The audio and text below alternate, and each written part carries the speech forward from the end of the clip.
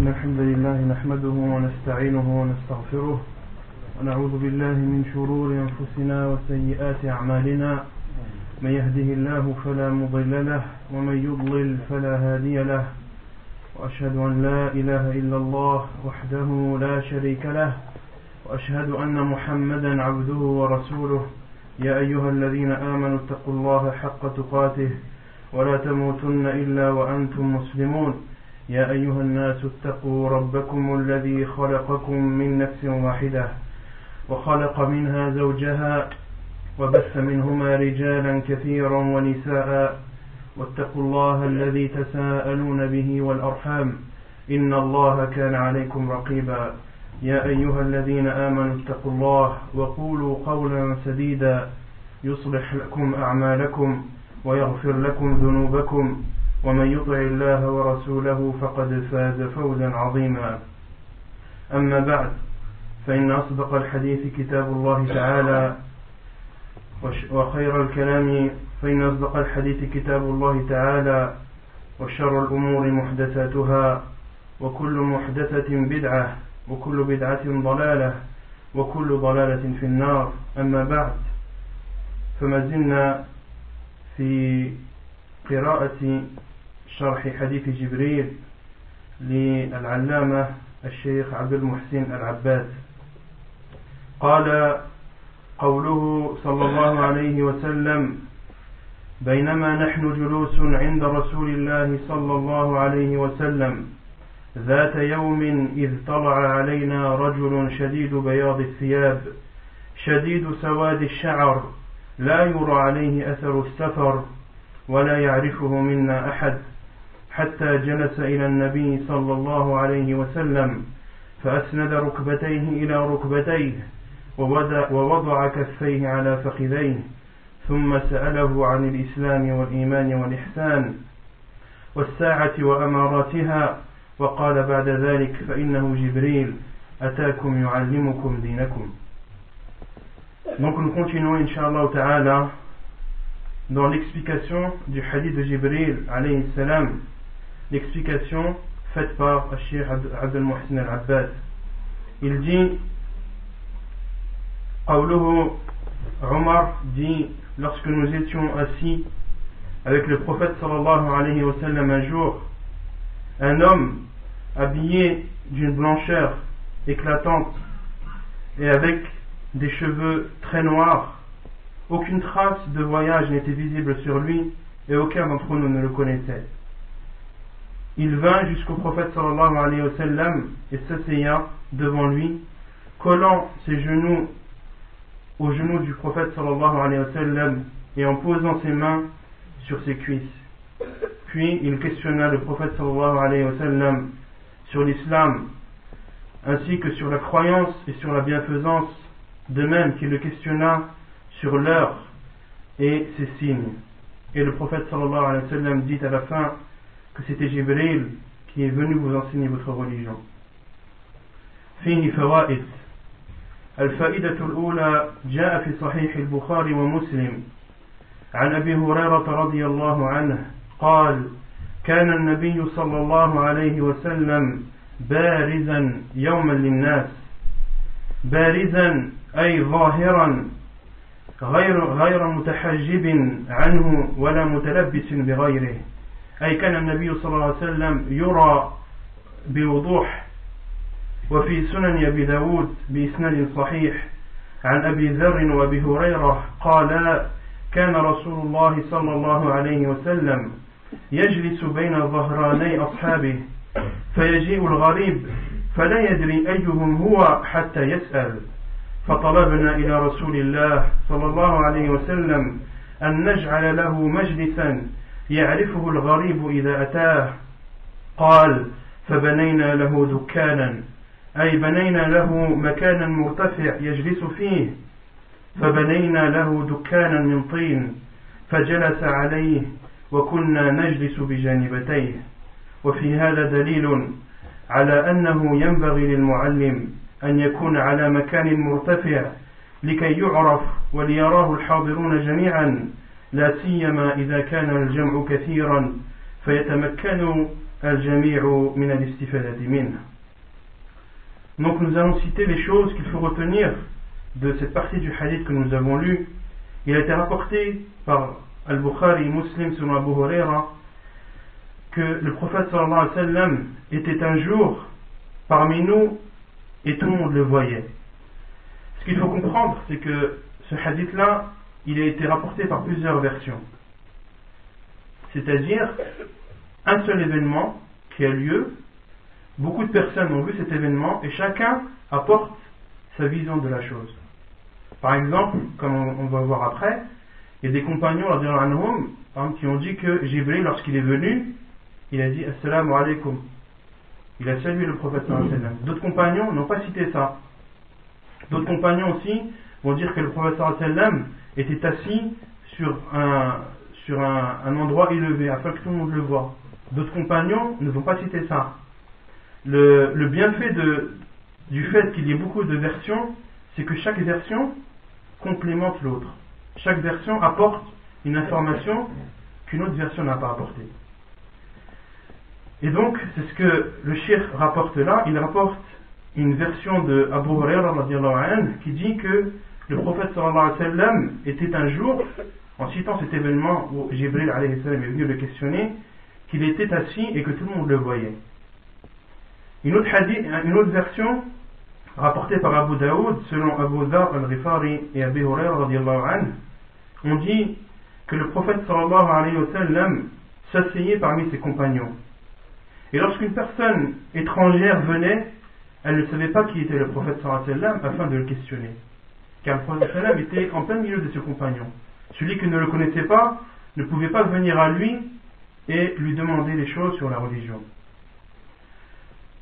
Les compagnons ont donc demandé au prophète sallallahu alayhi wa sallam de lui construire un endroit élevé afin qu'il s'assied et que les personnes étrangères qui viennent puissent le reconnaître. En le voyant assis, ils savent que c'est le prophète sallallahu alayhi wa sallam et ils viennent le questionner sur les choses de la religion. Puis ils dirent فَبَنَيْنَا لَهُ دُكَّانًا مِنْ طِينٍ فَجَلَسَ عَلَيْهِ وَكُنَّا نَجْلِسُ بِجَانِبَتَيْهِ.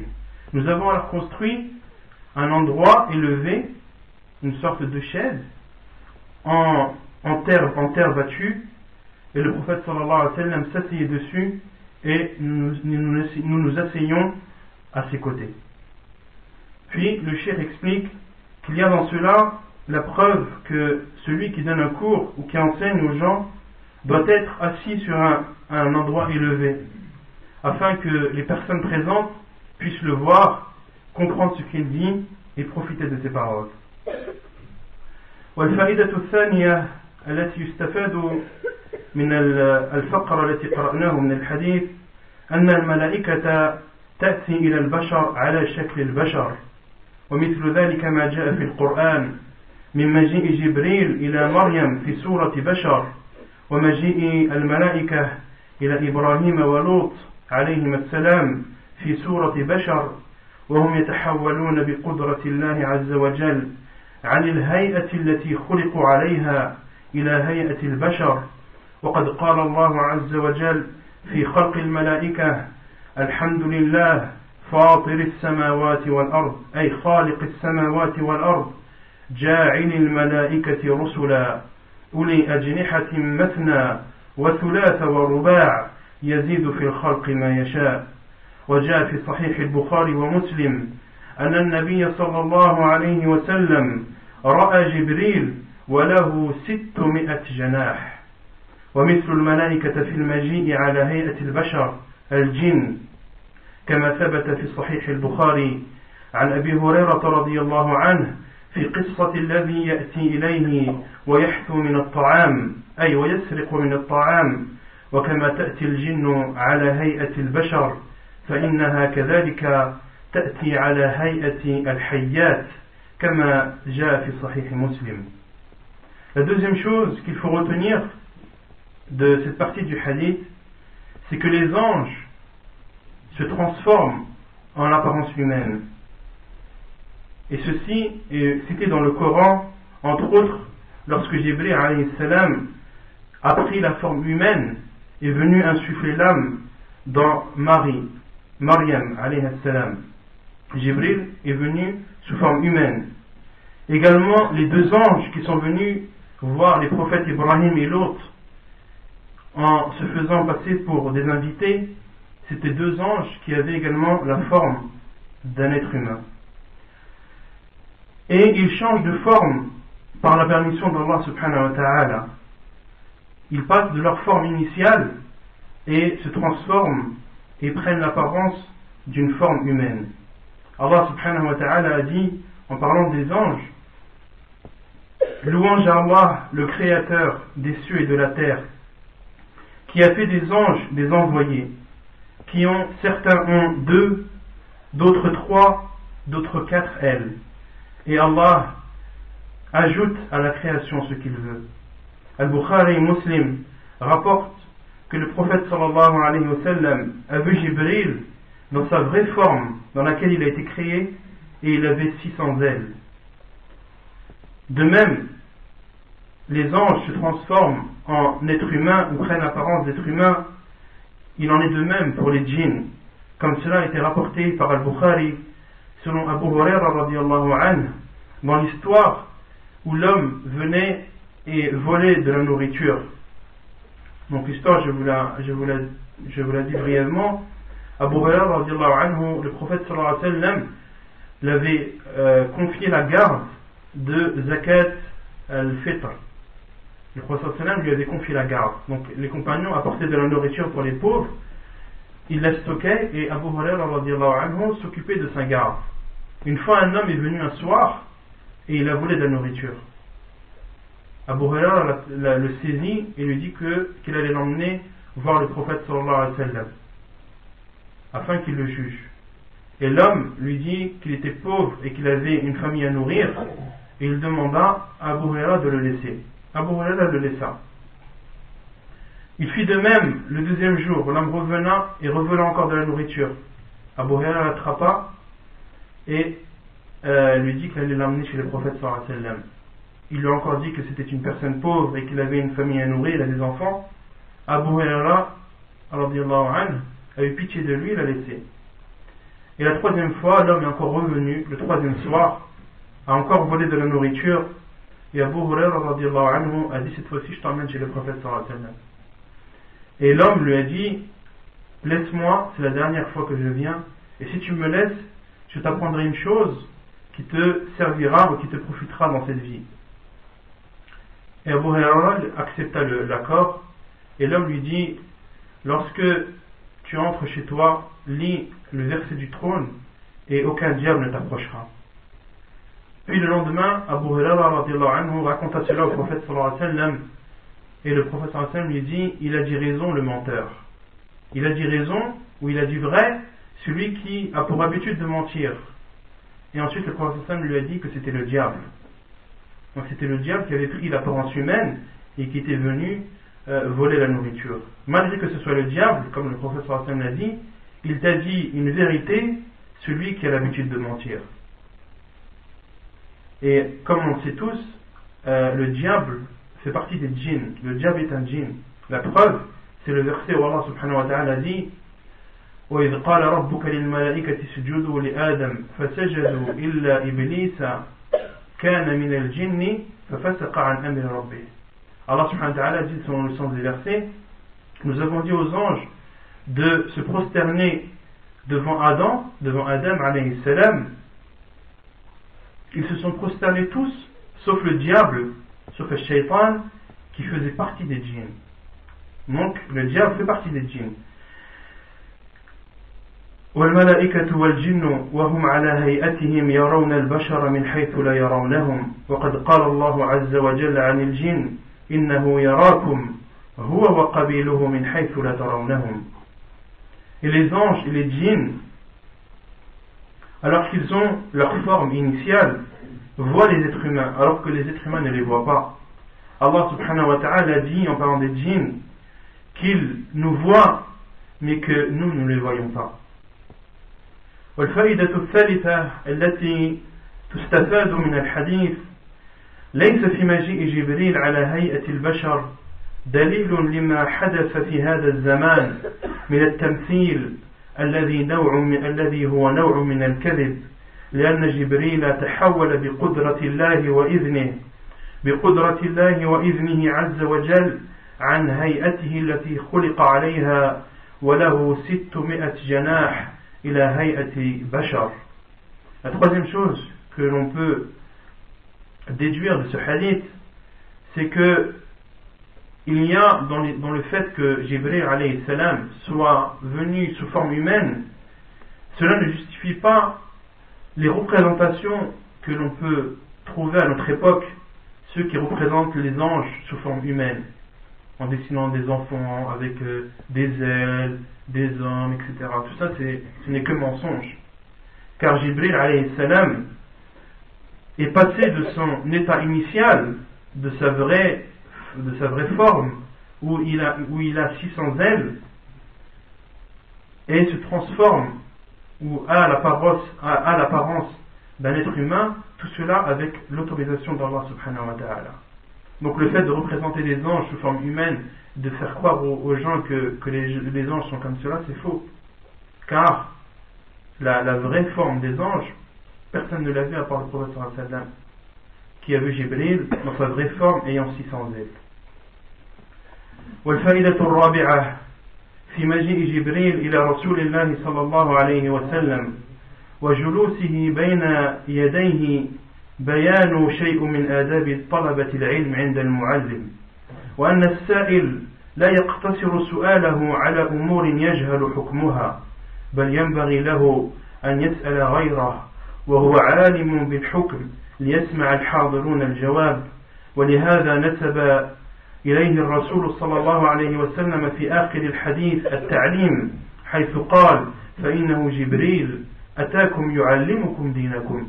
فجبريل ما علم، بل هو سأل فقط، لكن هذا السؤال ترتب من ورائه التعليم، فنسب النبي صلى الله عليه وسلم التعليم لجبريل عليه السلام. والتعليم حاصل من النبي صلى الله عليه وسلم لأنه هو المباشر له ومضاف إلى جبريل لكونه المتسبب فيه. وفي صحيح مسلم عن أبي هريرة رضي الله عنه قال: قال رسول الله صلى الله عليه وسلم: سلوني فهابوه أن يسألوه. فقال النبي صلى الله عليه وسلم لأصحابه: اسألوني، لكن الصحابة رضي الله عنهم خافوا أن يسألوا رسول الله صلى الله عليه وسلم لهيبته ولمكانته عندهم، فجاء رجل وهو جبريل فسأله. وفي آخر الحديث قال صلى الله عليه وسلم: هذا جبريل أراد أن تعلموا إذا لم تسألوا. La quatrième chose que l'on déduit de ce hadith, c'est qu'il y a dans la venue de Jibril alayhi salam vers le prophète sallallahu alayhi wa sallam et le fait de s'asseoir devant lui, il y a un certain comportement, on déduit de cela un certain comportement que peut avoir une personne qui étudie envers son professeur. Et ce que l'on peut déduire, c'est que celui qui pose une question n'est pas obligé à chaque fois de poser des questions sur les choses qu'il ne connaît pas. Mais il est préférable de poser une question, même si on connaît la réponse, de la poser à une personne compétente, afin que cette personne réponde et que les gens présents apprennent et profitent de cette réponse-là. Donc si une personne, par exemple d'entre nous, connaît une réponse, connaît quelque chose, la réponse à une question importante, il peut la poser, alors qu'il sait qu'il connaît la réponse, il la pose au cheikh ou à la personne qui donne le cours, afin qu'il réponde et que les gens qui eux ne connaissent pas la réponse profitent de la réponse du cheikh. Et c'est pour cela que le prophète sallallahu alayhi wa sallam a dit: c'est Jibril qui est venu vous enseigner votre religion. Mais à la base, Jibril alayhi salam, qu'est-ce qu'il a fait? Il a seulement posé des questions au prophète sallallahu alayhi wa sallam. Il lui a dit: qu'est-ce que l'islam? Qu'est-ce que la foi? Qu'est-ce que la bienfaisance? À quand l'heure aura lieu? Jibril n'a fait que poser des questions. Mais le prophète sallallahu alayhi wa sallam a quand même dit à la fin: c'est Jibril qui est venu vous enseigner votre religion.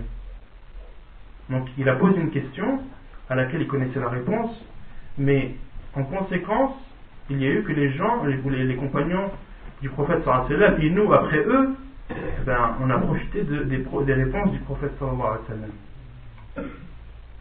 والفائدة الخامسة لم يرد في الصحيحين سلام جبريل عند مجيئه إلى النبي صلى الله عليه وسلم، وفي حديث أبي هريرة وأبي ذر عند أبي داود الذي أشرت إليه قريبا، فأقبل رجل فذكر هيئته حتى سلم من طرف السماط، أي حتى انتهى ووصل إلى طرف الجماعة أي الصحابة رضي الله عنهم، فقال السلام عليك يا محمد، قال فرد عليه النبي صلى الله عليه وسلم السلام.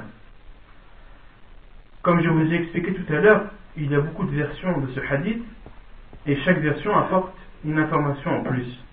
Et parmi la cinquième chose que l'on peut retenir, c'est qu'il y a une version, ou plutôt la version rapportée par Al-Bukhari ou Muslim, ne stipule pas que Jibril alayhi salam a salué le prophète sallallahu alayhi wa sallam en venant. Mais cela a été rapporté dans une autre version rapportée par Abu Daoud qui dit, selon Abu Huraira et Abu Dhar, qui ont dit l'homme est venu et a traversé le rang des compagnons radiyallahu anhum, puis a dit salut à toi ô Muhammad, puis le prophète sallallahu alayhi wa sallam lui rendit le salam. والفائدة السادسة قال الحافظ ابن حجر في الفتح فإن قيل كيف عرف عمر أنه لم يعرف أحد منهم أجيب بأنه يحتمل أن يكون استند في ذلك إلى ظنه أو إلى صريح قول الحاضرين. قلت أي الشيخ عبد المحسن العباد وهذا الثاني أولى، أي أنه صريح قول الحاضرين، فقد جاء كذلك في رواية عثمان بن غياث فإن فيها فنظر القوم بعضهم إلى بعض فقالوا ما نعرف هذا، وهذه الرواية في المسند الإمام أحمد. La sixième chose qu'il faut retenir, Al-Hafid ibn Hajar, qui a expliqué le Sahih al-Bukhari, a dit et si on se demandait comment est-ce que Omar savait que personne ne le connaissait, il y a eu deux réponses chez les savants. La première réponse est que Omar radiallahu anhu a parlé selon ce qu'il savait. Et la deuxième réponse, c'est que ce sont les personnes qui étaient présentes qui ont dit qu'elles ne le connaissaient pas. Et Cheikh Abdel Mohsin al-Abbad tend vers le deuxième avis et appuie cela en disant qu'il y a une version rapportée par Uthman ibn Riyaf qui dit que les gens se regardaient les uns les autres et on dit personne ne connaît celui-ci, personne ne connaît cette personne.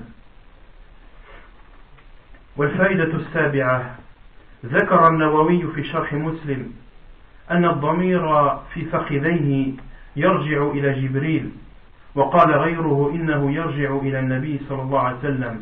قال الحافظ وفي رواية لسليمان التيمي ليس عليه سحناء السفر وليس من البلد فتخطى حتى برك بين يدي النبي صلى الله عليه وسلم كما يجلس أحدنا في الصلاة ثم وضع يده على ركبتي النبي صلى الله عليه وسلم، وكذا في حديث ابن عباس وأبي عامر الأشعري ثم وضع يده على ركبتي النبي صلى الله عليه وسلم، فافدت هذه الرواية أن الضمير في قوله على فخذين يعود على النبي صلى الله عليه وسلم.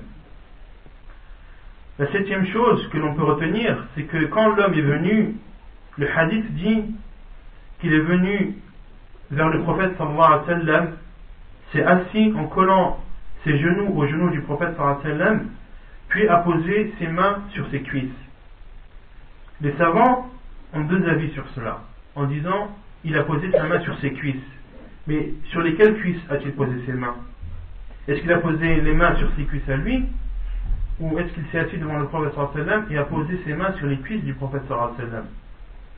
Et l'avis que le cheikh dit, qui est le plus probable, c'est que Jibril alayhi salam est venu, il s'est assis devant le prophète sallallahu alayhi wa sallam comme l'un d'entre nous s'assit pour la prière, il colla ses genoux aux genoux du prophète sallallahu alayhi wa sallam et posa ses genoux sur les genoux du prophète sallallahu alayhi wa sallam, ou posa ses mains sur les cuisses du prophète sallallahu alayhi wa sallam.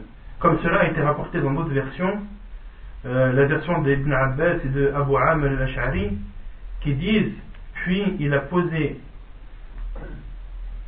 ses mains sur les cuisses du prophète sallallahu alayhi wa sallam.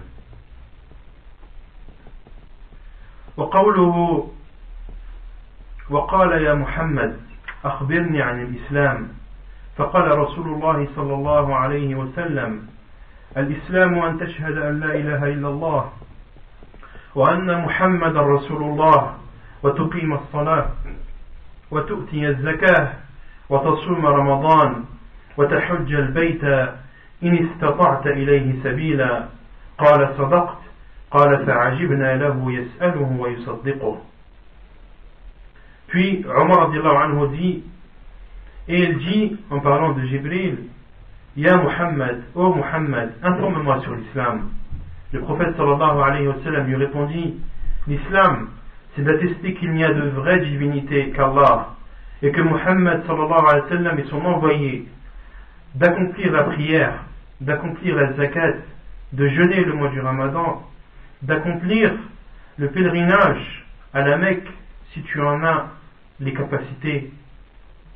Et l'homme lui dit, tu as dit vrai. Les compagnons ont dit, nous étions étonnés qu'il le questionne, puis ensuite qu'il rend véridique ses paroles. فيه فوائد كذلك. الأولى أجاب النبي صلى الله عليه وسلم جبريل عندما سأله عن الإسلام بالأمور الظاهرة، وعندما سأله عن الإيمان أجابه صلى الله عليه وسلم بالأمور الباطنة. ولفظا الإسلام والإيمان من الألفاظ التي إذا جمع بينها في الذكر فرق بينهما في المعنى، وقد اجتمع هنا ففسر الإسلام بالأمور الظاهرة وهي مناسبة لمعنى الإسلام وهو الاستسلام والانقياد لله تعالى، وفسر الإيمان بالأمور الباطنة وهي المناسبة لمعناه وهو التصديق والإقرار، وإذا أفرد أحدهما عن الآخر شمل المعنيين جميعا. إذن الإسلام إذا جمع بين الإسلام والإيمان فالإسلام يعني الأمور الظاهرة والإيمان يعني الأمور الباطنة.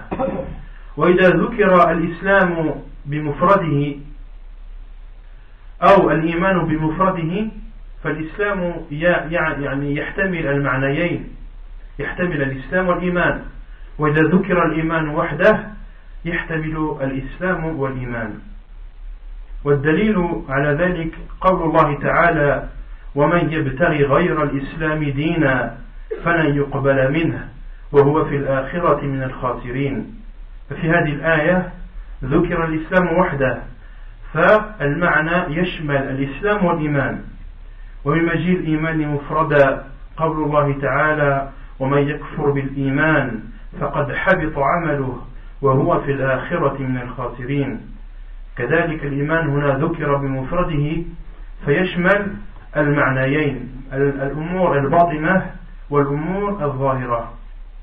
ونظير ذلك كلمتا الفقير والمسكين.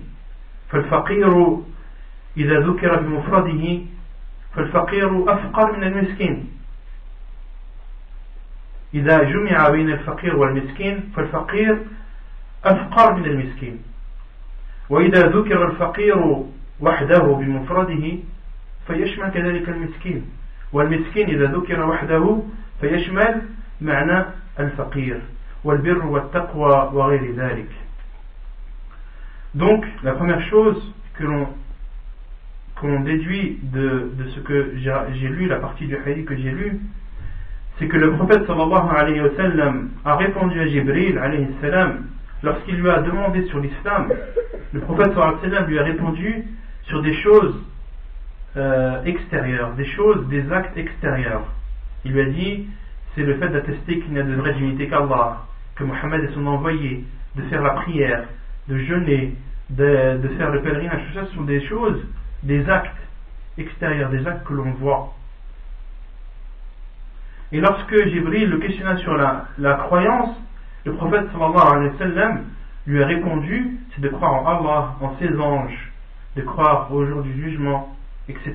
Ce sont des choses internes, des choses qu'on ne voit pas. Et l'islam et la croyance, ce sont deux termes.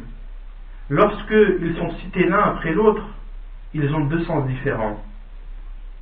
L'islam, c'est-à-dire le fait de se soumettre à Allah subhanahu wa ta'ala, et la croyance, c'est de croire et d'avoir la foi en ces choses. Et lorsque l'islam et la croyance sont cités séparément, ils veulent dire les deux à la fois. Lorsque la croyance est citée toute seule, eh bien, elle englobe l'islam. Et lorsque l'islam est cité tout seul, il englobe la croyance. La preuve, c'est la parole d'Allah subhanahu wa ta'ala en disant: celui qui prend une autre religion que l'islam, celui qui prend autre que l'islam comme religion, aucune chose ne sera acceptée de lui, et il fera partie, le jour où dans l'au-delà, il fera partie des perdants. Allah subhanahu wa ta'ala dit: celui qui prend l'islam autre que l'islam comme religion. Le terme islam là, il englobe la religion, l'islam, avec ses 5 piliers, mais il englobe également la foi, la croyance. Un autre verset où Allah subhanahu wa ta'ala dit: et celui qui mécroit en la croyance ou en la foi, tous ses actes sont annulés, et il fera partie dans l'au-delà des perdants. Donc ce sont deux versets qui se ressemblent, qui veulent dire la même chose. Sauf que dans le premier, Allah subhanahu wa ta'ala a cité le terme islam, et dans le second, il a cité le terme iman. Ce qui veut dire que, ce qui prouve que ces deux termes, lorsqu'ils sont cités séparément, ils veulent dire la même chose. والفائدة الثانية: أول الأمور التي فسر بها الإسلام شهادة أن لا إله إلا الله وشهادة أن محمدا رسول الله صلى الله عليه وسلم، وهاتان الشهادتان متلازمتان، وهما لازمتان لكل إنس وجن من حين بعثته صلى الله عليه وسلم إلى قيام الساعة. فمن لم يؤمن بالله فمن لم يؤمن به صلى الله عليه وسلم كان من أصحاب النار، لقوله صلى الله عليه وسلم كما جاء في صحيح مسلم قال صلى الله عليه وسلم: والذي نفس محمد بيده لا يسمع بي أحد من هذه الأمة يهودي ولا نصراني ثم يموت ولا يؤمن بالذي أرسلت به إلا كان من أصحاب النار. La deuxième chose que l'on déduit, c'est que la première définition ou l'explication que le prophète sallallahu alayhi wa sallam a donnée à l'islam, c'est l'attestation qu'il n'y a de vraie divinité qu'Allah subhanahu wa ta'ala, et l'attestation de même qu'il n'y a que Muhammad sallallahu alayhi wa sallam et son envoyé. Et ces deux attestations sont complémentaires et sont obligatoires et rendues obligatoires à toute personne, que ce soit un être humain ou un djinn, depuis l'envoi du prophète sallallahu alayhi wa sallam jusqu'à la fin des temps. Et celui qui ne croit pas au prophète sallallahu alayhi wa sallam fait partie des gens de l'enfer. La preuve, c'est le hadith rapporté par Muslim, où le prophète sallallahu alayhi wa sallam dit: je jure par celui qui détient l'âme de Muhammad dans sa main, aucun de cette communauté, aucune personne de cette communauté, qu'elle soit juive ou chrétienne, entende parler de moi, puis meurt sans avoir cru en la chose à laquelle j'ai été envoyé, c'est-à-dire au Coran, sans qu'il ne fasse partie des gens de l'enfer. وهنا تعليق في هذا الحديث قال النبي صلى الله عليه وسلم: والذي نفس محمد بيده لا يسمع بي أحد من هذه الأمة. وهنا المراد بالأمة لأن الأمة العلماء فرقوا الأمة وقالوا الأمة أمة الدعوة وأمة الإجابة. فأمة الدعوة هم الذين يوجه إليهم نداء الإسلام والذين توجه إليهم الدعوة إلى الله سبحانه وتعالى، فهؤلاء داخلون في أمة الدعوة وقد تشتمل اليهود والنصارى وغيرهم وأمة الإجابة هم الذين استجابوا للإسلام واستجابوا لأوامر الله وأوامر رسوله صلى الله عليه وسلم فالمعنى معنى الأمة في هذا الحديث أمة الدعوة.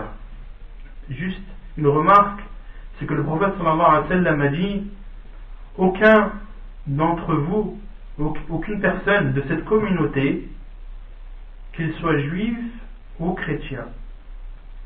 Et la chose que je veux expliquer ou éclaircir, le prophète sallallahu alayhi wa sallam a cité de cette communauté, de la sienne.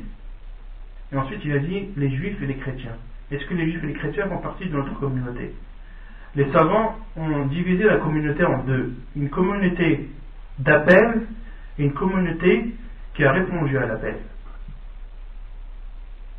La communauté d'appel, ce sont les gens qui sont venus après le prophète sallallahu alayhi wa sallam jusqu'à la fin des temps, auxquels on doit appeler à l'islam. Et les gens auxquels on doit appeler à l'islam, ils peuvent être musulmans comme ils peuvent être non musulmans. Ils rentrent dans le terme communauté, mais c'est une communauté d'appel, c'est une communauté que l'on doit appeler à l'islam.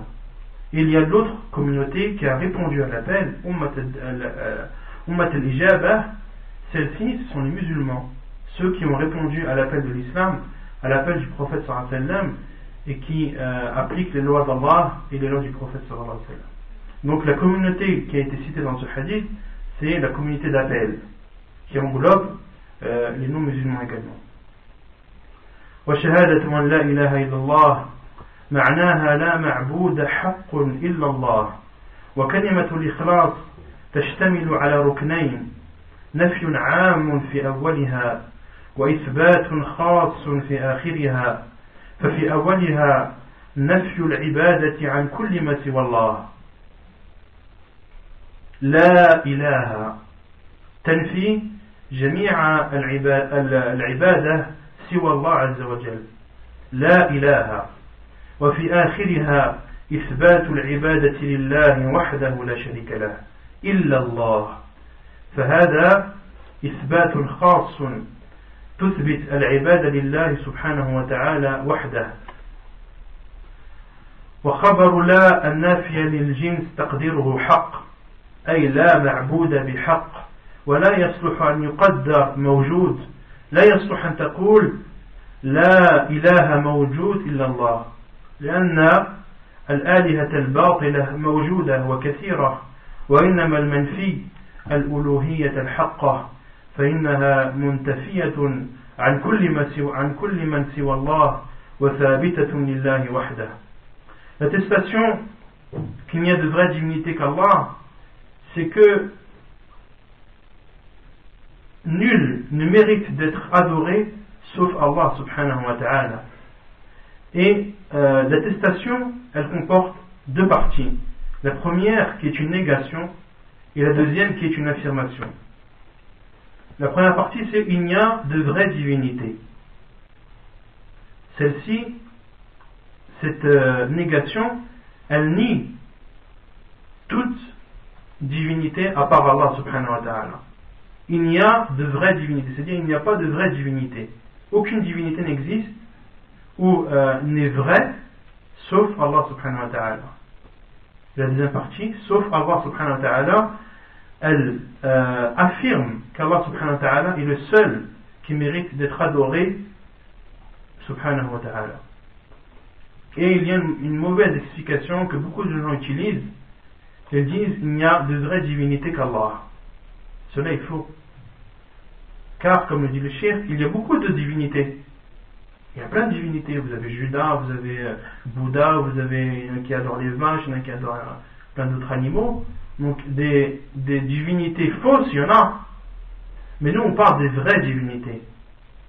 Il n'y a de vraies divinités, il n'y a de vrais dieux qui méritent d'être adorés, sauf Allah subhanahu wa ta'ala. Donc le fait de dire il n'y a de vraies divinités qu'Allah, ou il n'y a de divinité qu'Allah, c'est faux. Parce qu'il y a d'autres divinités qu'Allah, il y en a qui adorent Jésus. Mais ce sont des adorations, ce sont des choses qui sont adorées dans le mal, qui sont dans le faussement. C'est faux de A à Z. Le seul et la vraie divinité qui mérite d'être adorée, c'est Allah subhanahu wa ta'ala. ومعنى شهادة أن محمدا رسول الله أن يحب فوق محبة كل محبوب من الخلق وأن يطاع في كل ما يأمر به وينتهى عن كل ما نهى عنه وأن تصدق أخباره كلها سواء كانت ماضية أو مستقبلة أو موجودة وهي غير مشاهدة ولا معينة وأن يعبد الله طبقا لما جاء به من الحق والهدى. Et l'explication de l'attestation que Muhammad sallallahu alayhi wa sallam il a envoyé d'Allah, c'est de l'aimer plus que toute autre créature sur terre, de lui obéir dans ce qu'il a ordonné, de délaisser ce qu'il a interdit, de croire en tout ce qu'il a informé, que ce soit des choses passées, des choses présentes ou des choses futures, que ce soit des choses que nous voyons ou que ce soit des choses que nous ne voyons pas. Nous devons croire à tout ce qu'il a informé sallallahu alayhi wa sallam. De même que d'attester que Muhammad sallallahu alayhi wa sallam est l'envoyé d'Allah, cela implique que nous devons adorer Allah subhanahu wa ta'ala en conformité avec ce qu'a apporté le prophète sallallahu alayhi wa sallam comme vérité et guidée. وإخلاص العمل لله واتباع ما جاء به صلى الله عليه وسلم هما مقتضى شهادة أن لا إله إلا الله وأن محمد رسول الله وكل عمل يتقرب به إلى الله لا بد أن يكون خالصا لله ومطابقا لسنة رسول الله صلى الله عليه وسلم فإذا فقد الإخلاص لم يقبل العمل لقول الله عز وجل وقدمنا إلى ما عملوا من عمل فجعلناه هباء منثورا وقوله تعالى في الحديث القدسي أنا أغنى الشركاء عن الشرك من عمل عملا أشرك فيه معي غيري تركته وشركه وإذا فقد الاتباع رد العمل لقوله صلى الله عليه وسلم من أحدث في أمرنا هذا ما ليس منه فهو رد رواه البخاري ومسلم وفي لفظ لمسلم من عمل عملا ليس عليه أمرنا فهو رد وهذه الجملة أعم من الأولى لأنها تشمل من فعل البدعة وهو محدث لها ومن فعلها متابعا لغيره فيها. Et la sincérité des actes envers Allah subhanahu wa ta'ala et le fait de suivre le prophète sallallahu alayhi wa sallam, ce sont deux conséquences directes de l'attestation qu'il n'y a de vraie divinité qu'Allah et que Muhammad sallallahu alayhi wa sallam est son envoyé. Celui qui atteste qu'il n'y a de vraie divinité qu'Allah et que Muhammad sallallahu alayhi wa sallam est son envoyé, la conséquence directe c'est que tous les actes qu'il fait doivent être sincères à Allah subhanahu wa ta'ala. Il ne doit les faire pour personne d'autre. De même que ces actes, pour qu'ils soient acceptés, doivent être en concordance avec la sunna du prophète sallallahu alayhi wa sallam.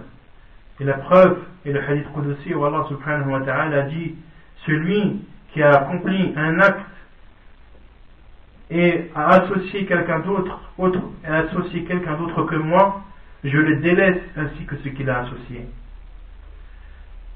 Et de même que la concordance avec la sunna du prophète sallallahu alayhi wa sallam est importante, c'est même une condition.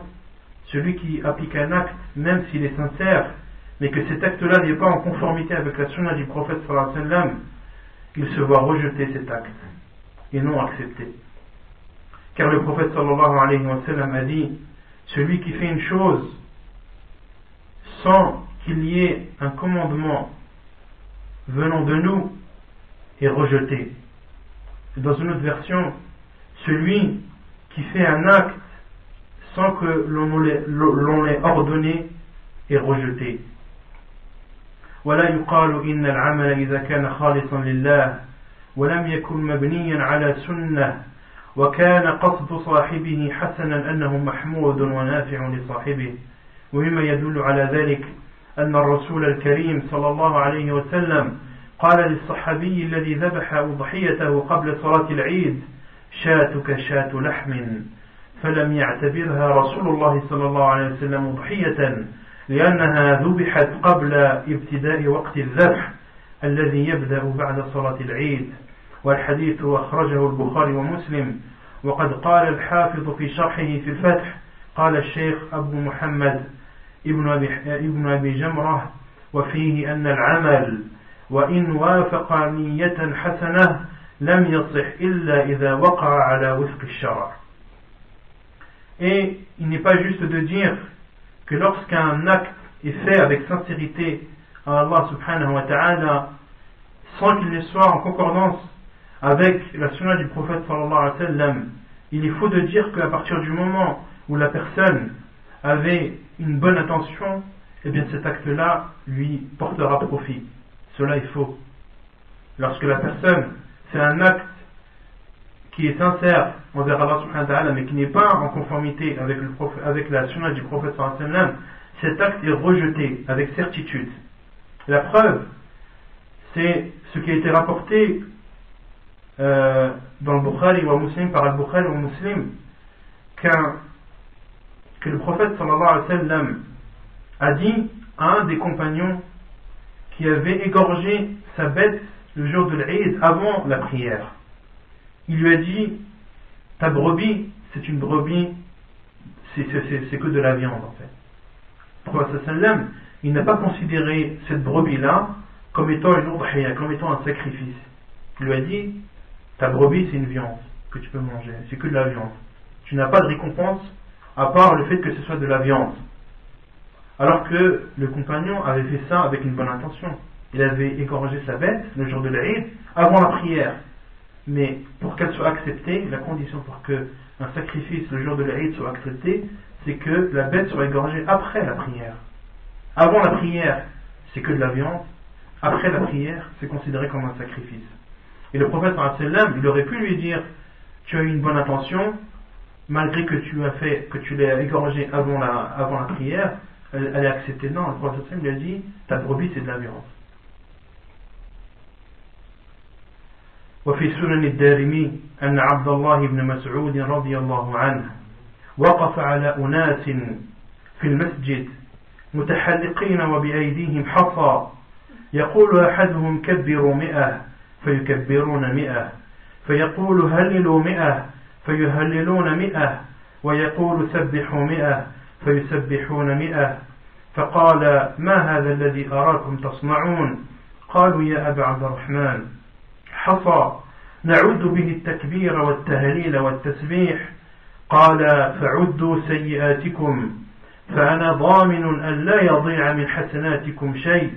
ويحكم يا أمة محمد، ما أسرع هلكتكم، هؤلاء صحابة نبيكم صلى الله عليه وسلم متوافرون، وهذه ثيابه لم تبلى أي لم تخسر، وآنيته لم تكسر، والذي نفسي بيده إنكم لعلى ملة هي أهدى من ملة محمد صلى الله عليه وسلم، أو مفتتح باب ضلالة.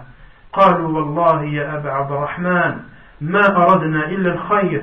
قال: وكم من مريد للخير لن يصيبه. وهذا الأثر أورده الألباني في السلسلة الصحيحة. Il est rapporté dans Sunan al-Darimi que Abdullah ibn Mas'ud radiyallahu anhu entra dans la mosquée et vit des gens assis en faisant des cercles. Et ils avaient dans leurs mains des pierres. L'un d'entre eux disait: dites Allahu Akbar 100 fois. Et il disait Allahu Akbar 100 fois. Puis l'homme leur disait: dites La ilaha illallah 100 fois. Ils dirent La ilaha illallah 100 fois. Il leur dit ensuite: dites Subhanallah 100 fois. Et ils dirent Subhanallah 100 fois. Abdullah ibn Mas'ud radiyallahu anhu, qui était un des grands compagnons du prophète sallallahu alayhi wa sallam, et celui qui est un des compagnons qui détenait ou qui avait le plus de science, a dit à ces personnes: qu'est-ce que vous êtes en train de faire? Ils dirent, oh Abu Abdurrahman, la kunya d'Abdullah ibn Mas'ud, ce sont des pierres avec lesquelles nous comptons les takbir, ainsi que les tahlil et les tasbih.